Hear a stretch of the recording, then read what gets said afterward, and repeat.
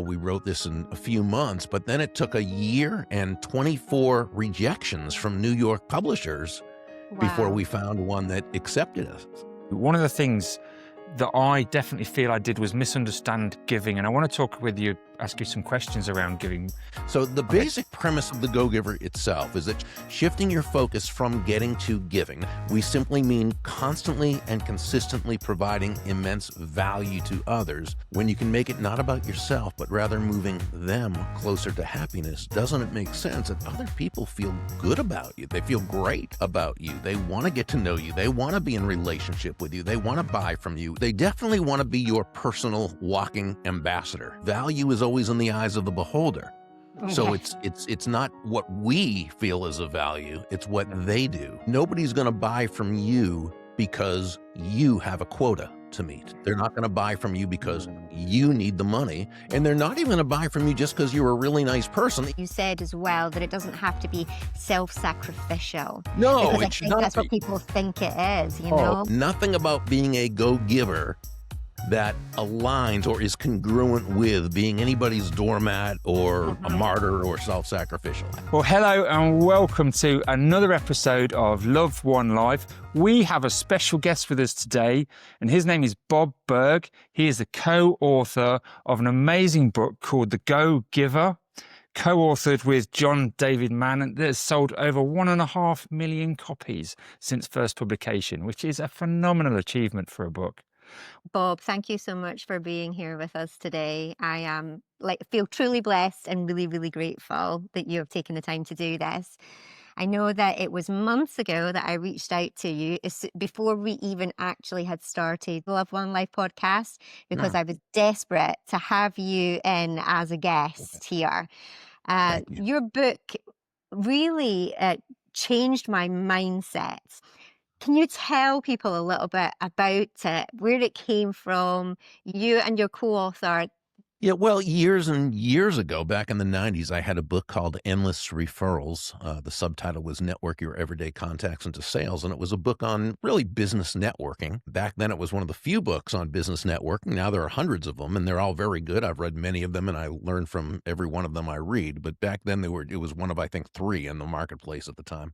It was really a how-to book written for entrepreneurs and salespeople that knew they had a great product or service. It was a how-to guide in terms of building those relationships in a very confident way that was focused on others, right? How can I give value to this other person from the moment you meet them, right? I'd always, though, since I'd been in sales, I'd always enjoyed reading business parables, because parables, as you know, they're stories. And stories tend to connect on a much deeper level with people, more of a heart-to-heart level. And so maybe one day I can take the main theme of the book, turn it into a parable. But I'm not a parable writer. I'm a how-to writer. Well, fortunately, in the early 2000s, I met John David Mann because I was a columnist for a sales magazine, and he was the editor-in-chief of that magazine. And even back then, although he didn't have the public profile that he has now, he had a great reputation as a fantastic writer and storyteller, a person of high integrity. And as I got to know him better, I saw absolutely that's true. And so at a certain point, I asked John, I shared this idea with him about it. It was a very flimsy idea regarding this book I had in mind, but I asked if he would take a look at it and if he was agreeable to it, being the lead writer and storyteller, because I knew he could work magic, right? He was very busy at the time, and he, as he tells the story, he said to Anna, his back then fiance, now his wife, he said, I really don't have time to do this, but it's Bob. How can I not at least take a look at it? And of course, this is where the relationship comes in, right? So to make a long story short, one afternoon they took a 4-hour drive over to where I live in Jupiter, Florida. We had about a 3-hour dinner discussing the book. About 3 weeks later, he called me and he said, I think we've got something here. Let's do this. We wrote the book, again, because of his great authorship. We wrote this in a few months, but then it took a year and 24 rejections from New York publishers before we found one that accepted us. And so everything worked out exactly as it should. And then it, finally came out at the very end of 2007. Yeah. I, I, It When you go into the book and you read it through, one of the things that I definitely feel I did was misunderstand giving, and I'll ask you some questions around giving, Sure. Bob, that is around people's understanding of what giving is Yeah. and whether or not people expect too much in return when they get into this giving mindset. So, for example, I've come across people in the business networking community that they've been told about this whole give to receive thing. And then they think that they should be owed something in return, that you owe them some business back in return, which for me is obviously not in the spirit of mm, the giving. And the thing I took from the book was really the theme of giving in general, and that the universe will bring it back one way or another, and it won't be where you expect it from. Yeah, but let's look at. I think you bring up some good points. So let's kind of look at it from the foundation. Okay, so the Okay. basic premise of the Go Giver itself is that shifting your focus, and this is where it all begins. Your focus, shifting your focus from getting to giving. Now, when we say giving in this context, we simply mean constantly and consistently providing immense value to others, understanding that doing so is not only a more fulfilling way of conducting business, it's the most financially profitable way as well. But it's not for any kind of, and and I love what you say about the universe, but that also kind of sometimes sounds a little magical and mystical. Okay, and it's yeah, it's not that. Okay, um it's really a lot more rational, if you will, logical than that, because when you're that person, and I mean, think about it and think about how human nature really is. When you're that person who can take your focus off yourself and place it on serving others, discovering their needs, their wants, their desires, making it not about you, but about helping them overcome their challenges and problems. When you can make it not about yourself, but rather moving them closer to happiness, doesn't it make sense that other people feel good about you? They feel great about you. They want to get to know you. They want to be in relationship with you. They want to buy from you if it's appropriate and they need what you offer. But they definitely want to be your personal walking ambassador and tell the right, world about you. Now, the key, though, and now this brings up that second excellent point you made, you've got to be able to give without attachment to the results. Okay. I want you to expect good things because it's just very natural when you give and you give in a way that, and by the way, when we talk about giving value to others, value is always in the eyes of the beholder. So yes, it's not what we feel is a value, it's what Yeah. they do.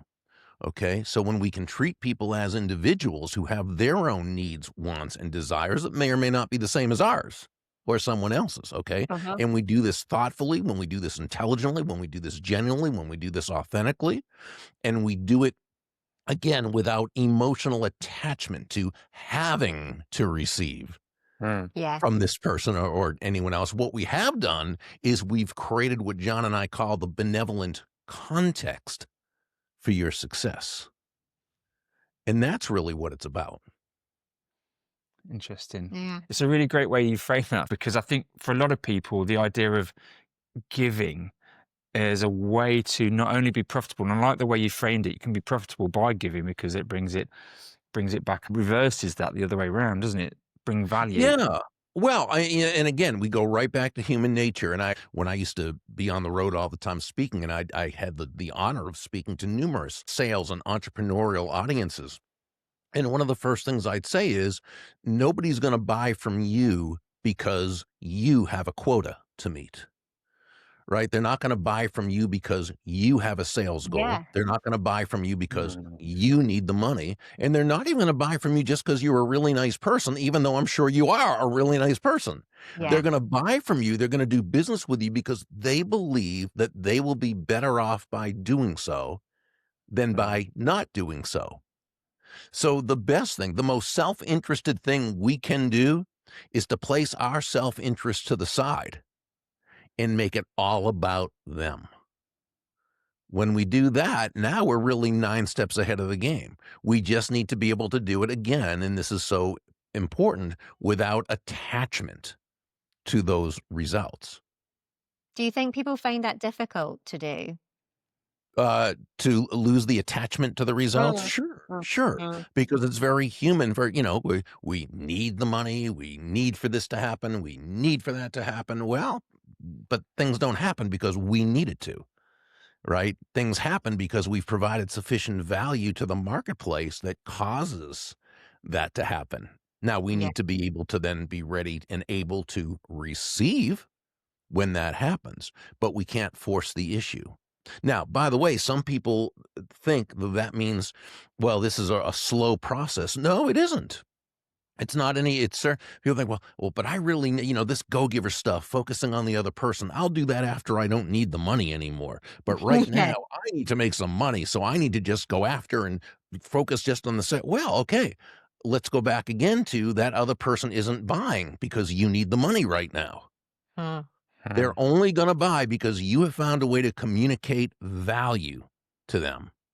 And you don't do it by telling them how much value you're communicating or by saying, I need you to buy now. No, you do it by asking questions, by listening, by discovering their needs, wants, and desires, their challenges, their opportunities, their strengths, where you can help them. And then you help them that way to do it. So it actually happens faster when you do it the go giver way.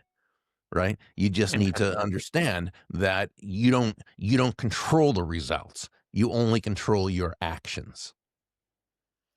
You obviously live and breathe this, and I assume you have done so since you co-authored the book. I receive emails, daily emails from you as well. I am subscribed to that, Oh, and thank obviously you. go about talking about this, and it's wonderful. When did the penny drop for you, Bob, that you thought this is part of my life's compass now, where giving is part of what I do and how I do it because it just makes sense? Well, so I do think I had the advantage of watching parents who live that way very naturally. It's nothing they put a name to or anything, but it's just what they did and how they were. But I'll Mm, also say that as you grow up and you get into the business world and you see people doing different things, and you see sometimes people doing things that you feel comfortable with and they do well, and other times they don't. And sometimes they do things that you think are wrong and they succeed, and other times they don't. But here's what you begin to notice: patterns. And what I noticed, okay, the more I watched, the more I observed, was that those people who had as part of them, as part of their makeup, the ones that cared about others, the ones that their focus was on making other people's lives better through their product, through their service, through their introductions. These are the people who seem to be the most sustainably successful people. Financially, yes, but in all the other ways: financially, spiritually, mentally, emotionally, relationally. Okay. And it was easy to see, yeah, I that's what I want to do. Um, I do remember a couple of years after I'd been in sales, I had just moved to another company. I was not doing well at first. I started out in a sales slump, and I was panicking, and I started focusing more on myself and how to get out of this slump as mm, opposed to focusing on my prospective customers and clients. And I remember a guy at the company where I worked. He was one of these people who he didn't say much, but whenever he did say something, it was always profound. And he asked me if he could give me some advice, and I said, "Absolutely, please do. I need it." And he said to me, "Berg, if you want to make a lot of money in sales," he said, "don't have making money as your target. Your mhm. target is serving others. Now, when you hit the target," he said, "you'll get a reward, and that reward will come in the form of money, and you can do with that money whatever you choose. But never forget," he said, "the money is simply the reward for hitting the target. It's not the target itself. Your target is serving others." And this was where I said, okay, now Yeah. I understand why. Fantastic. That leads me into nicely, Bob, the question I was going to ask you around the 5 laws in the Go Giver book, and how we can sort of frame it into the context of people's everyday lives. Many of the people may not be actively involved in selling or in business Mm, themselves, Right, right. but the philosophy of everything you've put in the Go Giver book is exactly on point to how to live a more fulfilling and personally happy life. Yeah. Well, that's why John and I wrote in that kind of subplot with Joe and Susan, Yeah. because we wanted to make the point that it's a business book, and that was our market, obviously, but universal laws tend to work across the board, right? Yeah. And so that's why we put that in. And actually, so we have John and I wrote 4 different books in the series. 3 of them are parables, and 1 is a how-to book. But John and his wife have a Yeah. wonderful marriage. Well, a couple of years ago, they wrote their own book together called The Go-Giver Marriage. And Wow. and yeah, and that was actually Anna's specialty. That was her career focus. And of course, John being such a great writer. So what they did is they wrote, it was half how to and it was half parable. Amazing. And it stayed within the Go-Giver universe, right? And and the reason they did that is because so many people were asking, how do the Go-Giver laws really apply to marriage? Right. Yes. And yeah, so when we talk about the laws, the law of value, which really, when you think about it, is providing a wonderful experience to those who do business with you or who are in your lives, whether they're friends or partners or, whatever it may be. Compensation is about the reach, about how many lives you touch. So it might be how many friends in your circle, right? It might be, the number of people who, from who you are and whose lives you touch, that you're able to add value to in a significant way. The law of influence, placing the other person's interests first. No, not in a self-sacrificial way or a martyrish way or anything. No, not at all. It's just always understanding that to the degree that you can focus on that person, that's the degree that person's Yeah. going to feel good about you. And that's the degree right. And so it just makes logical sense. Law of authenticity, which is really nothing more than acting congruently with your values, which you'd always want to do in any relationship, whether it's business or personal. And of course, the law of receptivity, which says the key to effective giving is to stay open to receiving. What does this really mean other than, yeah, you breathe out, you also have to breathe in. Yeah. It's not one or the other, it's both, right? You breathe out carbon dioxide, you breathe in oxygen. You breathe out, which is giving, you breathe in, which is receiving. Now, giving and receiving are not opposite concepts. They're simply 2 sides of the very same coin, and they work in tandem. The challenge is that the world around us doesn't really give us that positive message. They give us a No. very anti-prosperity message, anti-abundance, and so forth. So you think giving, you're either a giver or a receiver. No, Yes. you're a giver and a receiver. But what you realize is you focus on the giving. You focus on the giving of value to others, to those whose lives you touch, and you allow the receiving. You breathe out and you breathe in. And I think when we do that, it doesn't matter whether we're talking about, entrepreneurship, working within a company. Hey, within a company, you're not an entrepreneur, but you're an intrapreneur. Your job is still providing immense value to everybody you're working with in that company. It might be your boss, it might be the supervisor, it might be your team members, it might be those people you lead, right? It might Yeah. be the actual customer, but nobody, just like nobody's going to buy from you because you need the money, nobody's going to hire you and pay you a salary because you have a mortgage payment to meet. No, they're going to do so because they find the value you provide to them is sufficient for them to do that. It And makes so it makes yeah. so much sense, that does. And I think even personally, like talking about marriage, for example, I know, we've got a very, very solid giving relationship, and that's why it works. That's Mm, exactly why it works. Um Fred will always be thinking of me, and whether he exactly. be going and doing things or in his mind's eye, and I too will be him. And so when we're just constantly giving to each other, Yeah. um We have a Just like great time Pindar because of said. it. yeah, we have, Uh-huh. yeah. Yeah. Well, just like Pindar said, it's not 50-50, it's simply No. 100, Yes. right? Yeah. But Yeah. it's not 100 to someone who doesn't appreciate it and doesn't 100 to you. It's some way, it's not a codependent type of, No. no, it's 2 people who love each other, who like each other, who want to do for each other. 2 people giving 100%. Oh my gosh, that's where 100, plus 100 equals 1,000. And I really like the way that you said as well that it doesn't have to be self-sacrificial, No, because I it should think not that's what be. people think it is, you Oh, know? and that's one of the biggest. I'm so glad you brought that up because it's one of the biggest points. There is nothing about being a go-giver that aligns or is congruent with being anybody's doormat or a Mhm. martyr or self-sacrificial. Absolutely not at all. I know you get a lot of questions and you provide a lot of answers, including in the back of the book, and there's a lot of Q&A sort of things in there. What do you find people, and it may be for business, it may be in life, what's the key thing they ask you the most? It might be, well, will I be taken advantage of if I'm a Yeah. go-giver?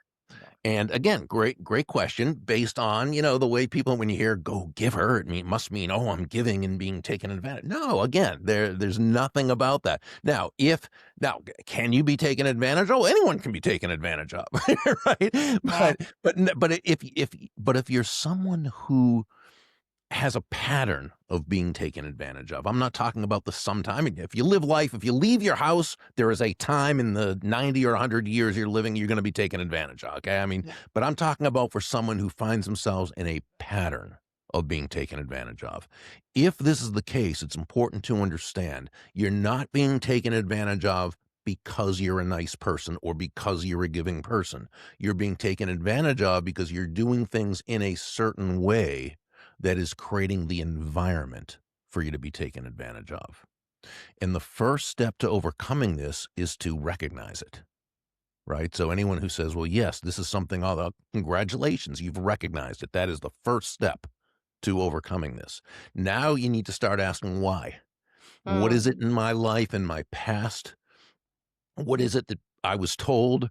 What is it that I learned somehow that is in my unconscious belief system, my unconscious operating system that says I'm supposed to be taken advantage of, or I'm not worthy of not being taken advantage of, or I don't have the tools to not, right? And Mhm. really work on that. And that's where having a coach can be very helpful. It's where seeing even a counselor could be very helpful, because it's really important to understand what it is. What's the payoff? And there's always a payoff. It's unconscious, but it's always a payoff. Does it allow you to not have the responsibility of being successful? Oh, I'd be successful, but I'm always being taken advantage of. Or do Yeah. you enjoy the being the focus? Oh, so and so is so nice, but always, and I'm not saying that's true for anyone. I'm saying it could be, because Yeah. there's always a reason, right? But no, by nature of being a go-giver has nothing to do with being taken advantage of. You need to be able to set your boundaries, but do it in such a way that it's always kind and respectful. I really like that. I really love that answer, and how much you've thought about that. I mean, I expect that you have done over these years.